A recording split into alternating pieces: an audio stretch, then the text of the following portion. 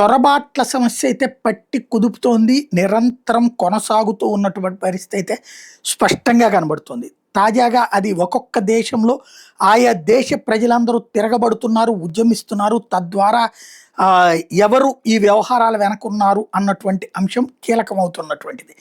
ఇప్పుడు ఆహ్, ఏదైతే ముస్లిం దేశాల నుండి వెళ్ళి యూరప్ దేశాల్లోకి చొరబడుతూ అక్కడ తర్వాత శరణార్థులుగా మారి అక్కడే బ్రతుకుతున్నటువంటి వాళ్ళు అక్కడ చేస్తున్న అరాచకాలతో విసిగిపోయి పోరాడుతున్నటువంటి వేళ కొత్త కాన్సెప్ట్ తెర మీదకొచ్చింది. ఆ కొత్త కాన్సెప్ట్ ఏంటంటే ఆయా ప్రాంతాల్లో ఉన్నటువంటి ప్రజలు తిరగబడి పోరాడుతున్నారు. మీరు ఎట్టి పరిస్థితుల్లో ఇక్కడ ఉండటానికి వీల్లేదు అన్నటువంటి విషయాన్ని చెప్తున్నారు.